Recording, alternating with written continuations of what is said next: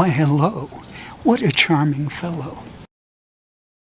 Get a manager to enrollment. We have some idiots trying to record everything and telling us that they do not have to not be able to record.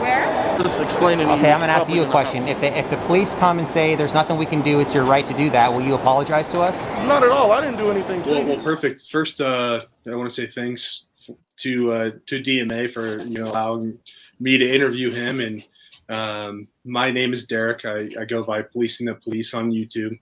Fairly new channel. I started by featuring some auditors, civil rights activists on the channel that I enjoyed watching. And for me, I didn't want to be the guy that was stealing other people's content, posting it. What I did was that, I'd send them an email, if a Facebook message, hey, can I share your video? I love it. But I wanted to get more involved in not, like I said, not just sharing other people's work, because that's not really what I'm into. I want to do some work on my own to help out, even though, I can't get out there and audit at the moment we'll talk about that later, but that's something that for a lot of us that watch these audits, we don't really have, we don't have what it takes to go out there and do it, because we're a little bit worried about, our jobs, wife, kids, whatever it may be. But I wanted to make an impact myself. And I felt like as a viewer of these channels, I had questions. I wanted to know more about who are these people? What do they do? What got them into these things? So that is the purpose of my channel. I will feature videos of audits that I think are impactful and are making a difference. And then obviously I just started with interviewing your favorite auditors. And I had Rogue Nation on a couple days ago. I've got you, and then I've got quite a few on the list coming up. But the folks that I want to interview are the ones that I believe are in it to make a difference and are actually out there making a difference and not just in it. The views are nice, the subscribers, whatever it may be, that's a perk. But those that are out there already making a difference and do it, respectfully when needed. I mean, there's certainly times that I don't know how you guys keep your cool, but the ones that do it correctly. So thanks again. And that's a little bit about me. And, DMA, tell me a little bit about you as a person. And we know you're out in Denver now, but is that where you grew up, and is that where you're from? Yeah, I was actually born in Portales, New Mexico, a little small town. And we moved from there when I was a baby to Utah, I believe. And then I've lived here in the Denver area since I was about 2. So Denver's always been home to me, but all my family lives in New Mexico still. And so, yeah, I grew up in Denver, Boulder, all around the Denver metro area. And then I lived in Castle Rock for a little bit when I was in grammar school. And then we moved back up into Littleton, which is just like a surrounding city in the metro area. And I've pretty much lived in this area that I'm out, South Denver, for until now.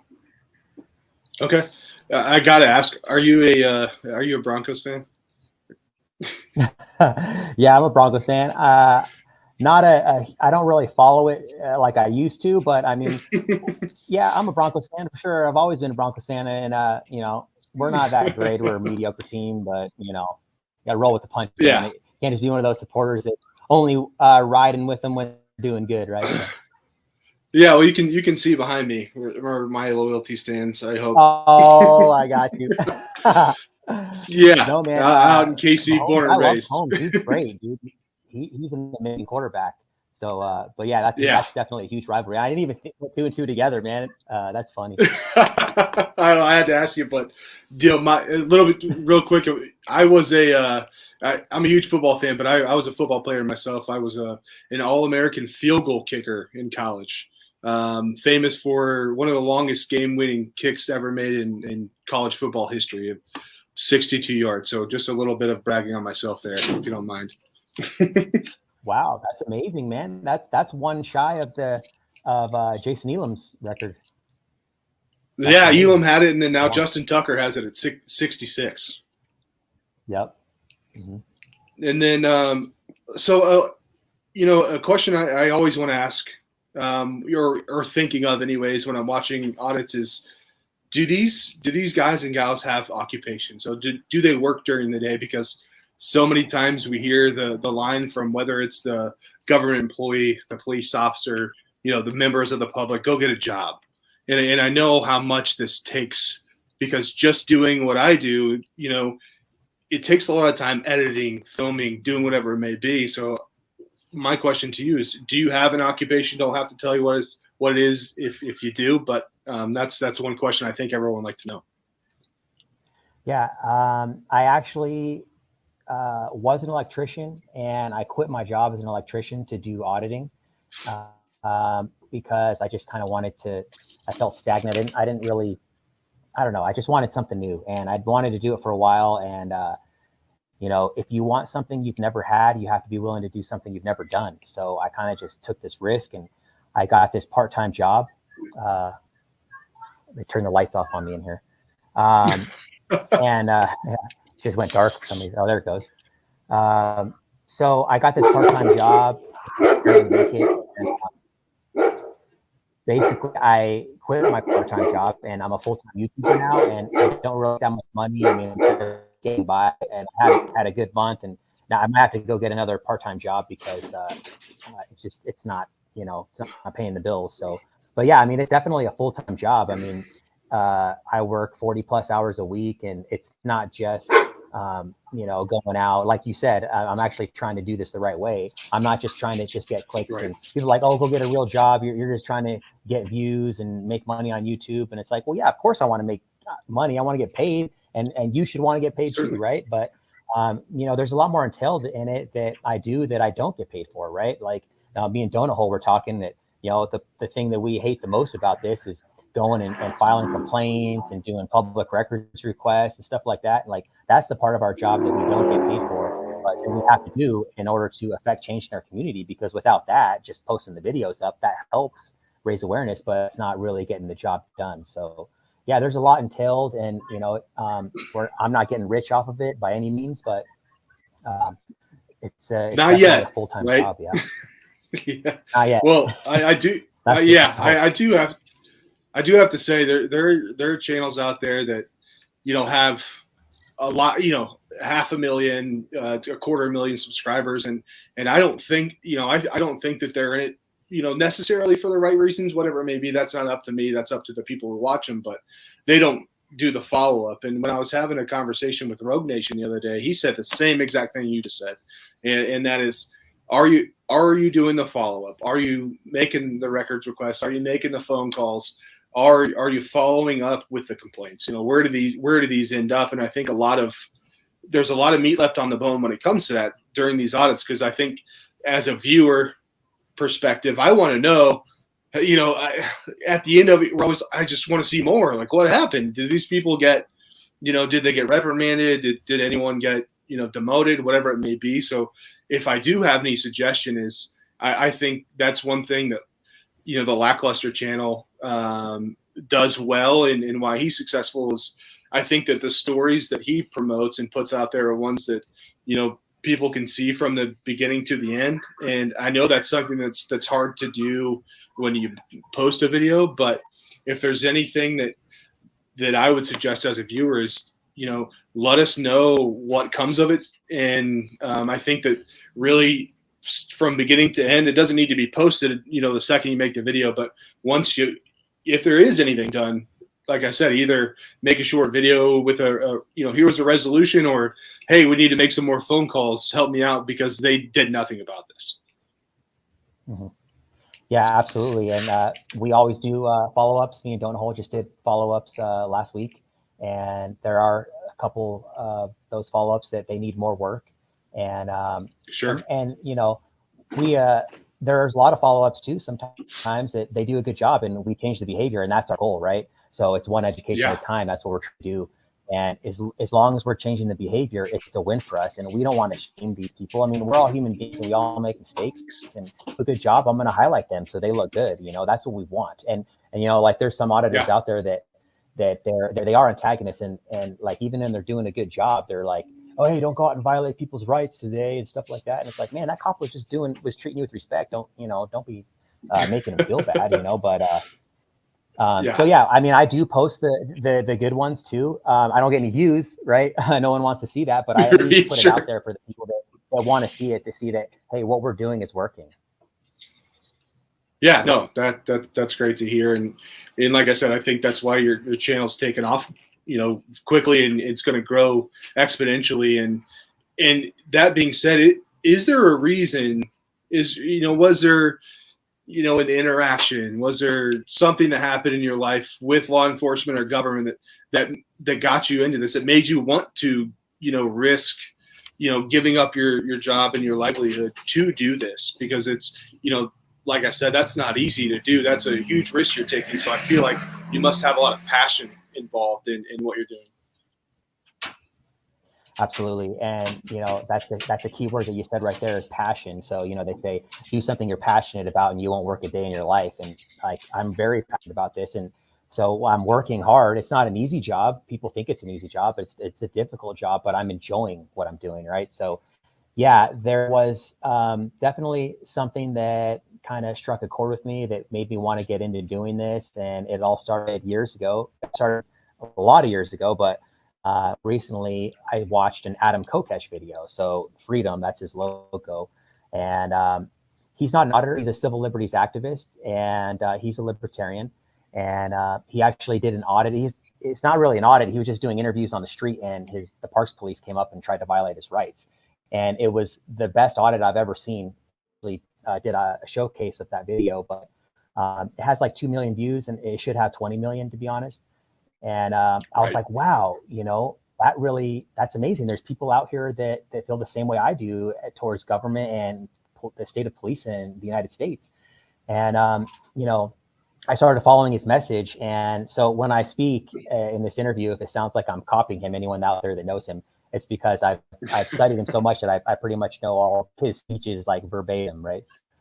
But the first people that are going to come to the message of liberty aren't going to be the people that the system treat well, right? It's not going to be the prom king and queens and the valedictorians. It's going to be the misfits and the punks and the people who got the short end of the stick firsthand when it comes to government. And that's me. I'm the misfit. I'm the punk. And I've been completely transparent with this with my viewers that, I was in trouble with law when I was an adolescent and a teenager. I was very troublesome. And I have done some stuff that I'm not proud of, but I've also done a lot of stuff criminal wise that I'm not losing sleep over. And, a lot of the stuff that I did was victimless crimes. And the thing is that if you commit a crime that doesn't have a victim, then you are the victim and government is the aggressor.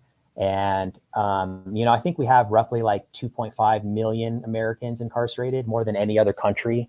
But we don't have 2.5 million criminals incarcerated, right? We have maybe 1 million criminals, right, and the rest are just people, right? So like I said, everything that I've done in my entire life has basically led me to this point. So without me getting in trouble with the law, I wouldn't be here doing this interview with you. So I think that everything happens for a reason. And, I kind of just learned how to just let go and just let things happen naturally. And I kind of came to this point, and, I went through the system and I found out firsthand how they treat inmates, and it's despicable. It's disgusting. I wouldn't treat a rabid dog the way they treat us. Right. And here's the thing is that, like, if there are certain people that need to be isolated from society, if you're a threat to society, you need to be locked in a cage. But most of the people in there are just regular old people, man, that, they didn't even hurt anyone. So it's a disgrace, and it needs to be changed. And so that's part of it. And, I started following Adam, and then I started watching audits. I just kind of fell into that, and I was like, holy cow, I thought it was amazing, because I've never seen anyone talk to police that way, and I never dared to do anything like that. And, I started realizing that, wow, I've had my rights violated a whole bunch of times by cops. I didn't even realize it, right? Like they say, if you don't know your rights, you don't have rights, and that's just the bottom line. And I remember getting pulled over with my friends, and they're checking everyone's ID, and I just thought, oh, well, the cops are asking for your ID. I got to give my ID. I didn't know any better. Yeah. Now coming to realize that these cops don't have very much credibility when they swear an oath to the Constitution, and then they're out here taking a paycheck every day to come and violate people's rights and demanding ID from the passengers in the car. And I'm just like, wow, okay. So I started, just watching audits and getting educated and learning as much as I could. And then that's kind of, what inspired me to do what I'm doing. Like I said, if you want something you've never had, you got to be willing to do something you've never done. So I just kind of took the risk and just went out, put myself out there and went for it.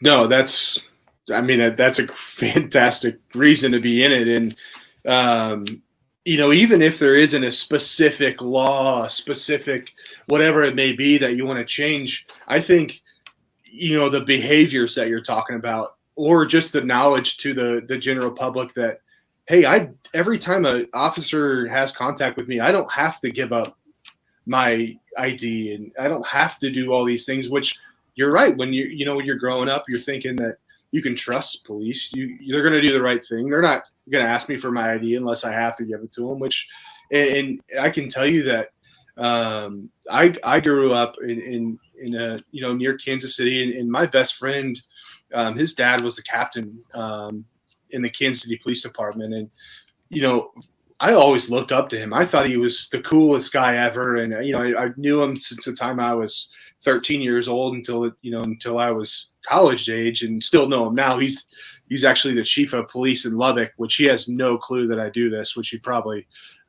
disown me as as his child's best friend. But he's a great officer, though. He's the difference. And then the reason that I got into this, I was telling you on the phone call we had before, is my dad is this is probably about 5 years ago when he was in his late 50s, just a nerdy 55-year-old accountant. He's a CFO. He's driving my pickup truck, which had a tail light out, and he gets pulled over by our local police department, in which he's never committed a crime, never done anything like that. They pull him out, and he's just asking questions like, why am I out of the car? Like, and he gets thrown to the ground and handcuffed to a pole, and it changed everything that I'm like, this isn't okay. And I started filing complaints on his behalf, and because it was just wrong. And that's when I realized there are bad police out there, and those are the ones that we have to eliminate. So maybe it's not just one thing that we want to change, but it's the idea of the authority that they have, that everything that they tell us to do or ask us is not always right, and it's violating our rights. And it only takes that one time where you have an experience where you're going to wish that you knew more, and you're going to wish that you knew how to make a change. So, but that being said, is there one specific thing? So in your audits, do you have, let's say, do you point your craft anywhere? Are you trying to change the public's opinion? Are you trying to change, how the government officials conduct themselves? Is there one thing that you would say that is most important to you to change?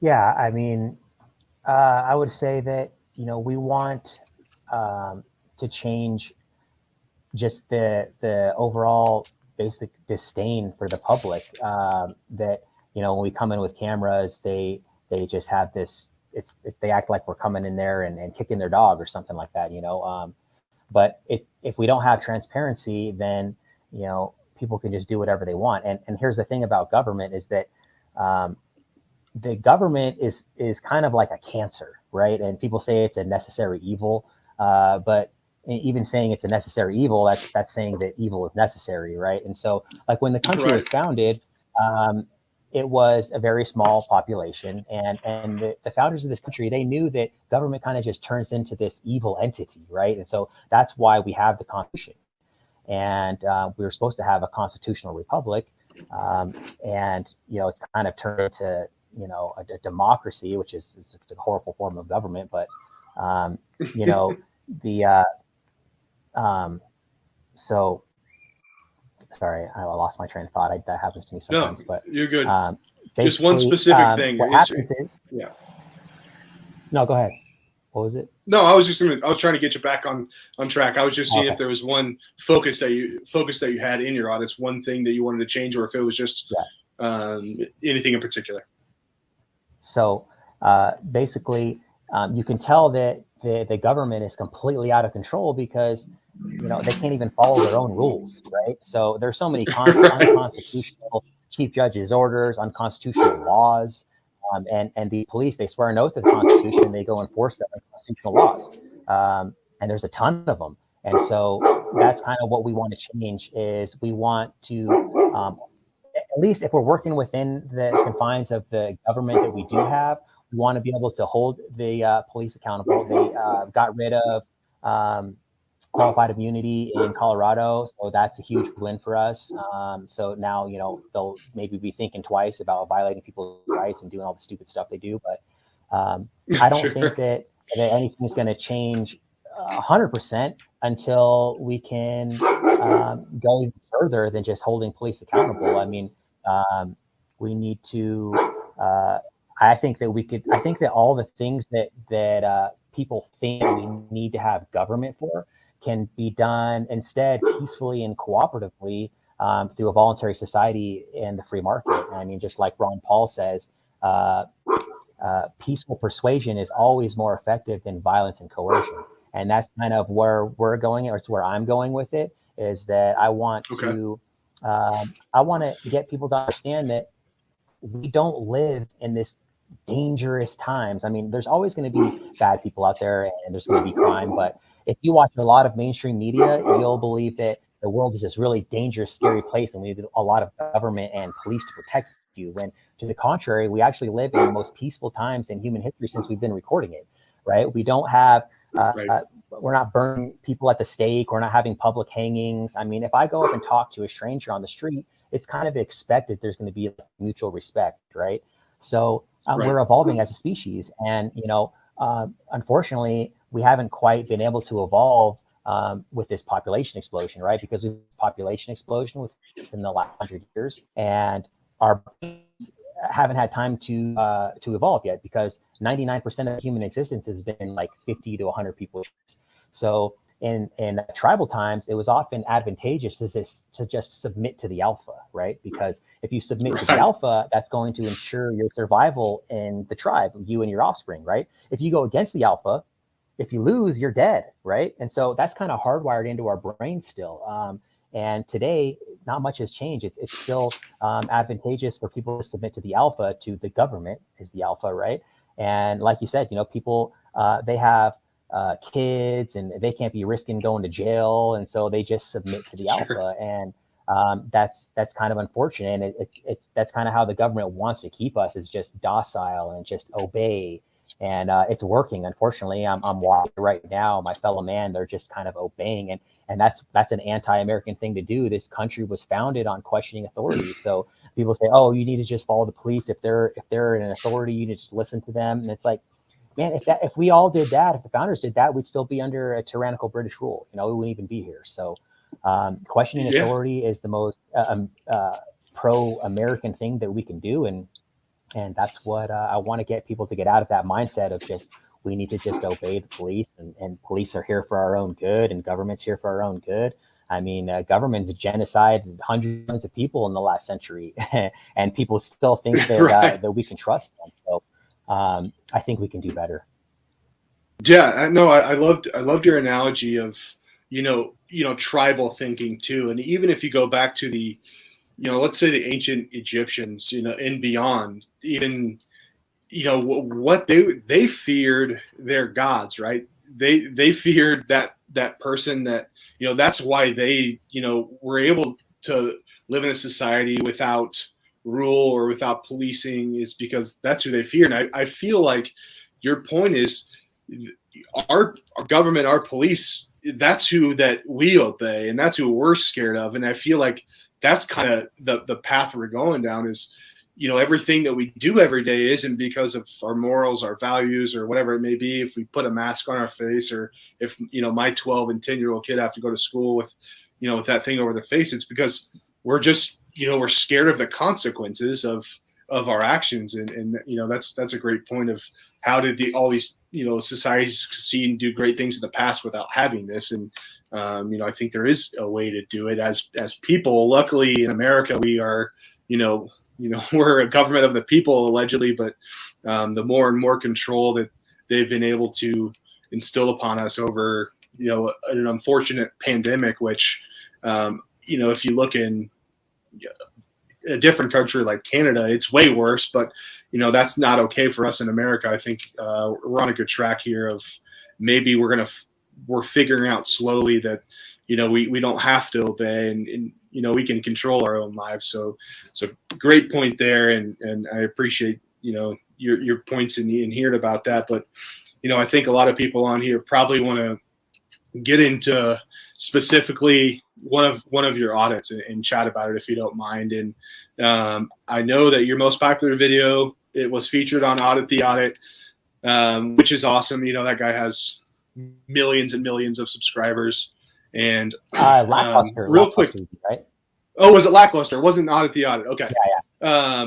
So Lackluster, which is, I think, his channel took off. I mean, he had that deal at his house where the police came, and from them he kind of took he's like, I'm going to take this and run with it, and he's done a great job. So being featured on his channel is huge, and he does a good job, which he's similar to Audit the Audit, but I think he's more on the side of the same side as the auditors. Rather, Audit the Audit is going to he's going to grade the police, but he's also pointing out you need to obey the law. Here's the law. You should have obeyed it. You should have stayed quiet. But the video that I'm speaking of is the one you did at the Denver National Airport. And if you could just set that up for us, give us a brief overview of what happened, who your interactions were with, and then kind of take us through, and then we'll show some clips and chat about it. Sure. Yeah, I came there with Don't All Audits, and we were just kind of walking around, and within, I'd say 5 minutes, we asked one of the Clear employees if she could help us find like a information desk or something. And right away, oh, you can't record me type of stuff. And then they started, it just turned into this mob mentality against us. That happens a lot of times, human beings are followers by nature, right? So they see somebody else doing something and then they start doing it. And so like the employees always, oftentimes will set the tone for the entire interaction of the audit. But right away, they started, acting up, blocking my camera. Then the red-haired lady came up and calling us idiots, and it was just a fiasco. And trying to tell us that we're not allowed to record Clear because they're a private company, and they called the police on us. And the officer came down, Officer Sikos, totally ignorant of the law. 9908. Yeah, he has no clue what the hell he's talking about. Asking, and then what was her name? Eliza. I don't remember her last name. I had it, but she was the terminal operations person. She came down, told us we have to have a permit to record in there, and we don't have to have a permit.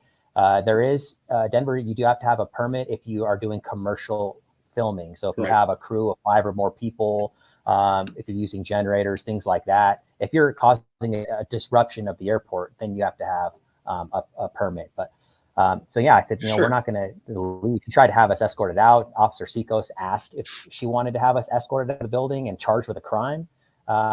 Completely ridiculous. And then luckily, the other officer, Ricardo something, I can't remember his last name, but Damien.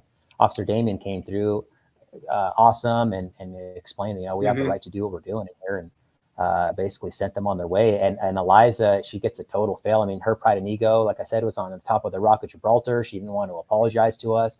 She kept giving us more unlawful directives that we can't record the checkpoints, which that's not true. You can record the checkpoint. If you're going through TSA, you can record your entire interaction through the TSA, send your camera through the checkpoint. You just can't record the actual monitors. So she's giving us unlawful directives. She doesn't know what she's talking about. She doesn't need to be having that job at all. She's a total tyrant. And then, it just kept getting worse and worse. It was like the TSA comes up, are you guys recording the checkpoints?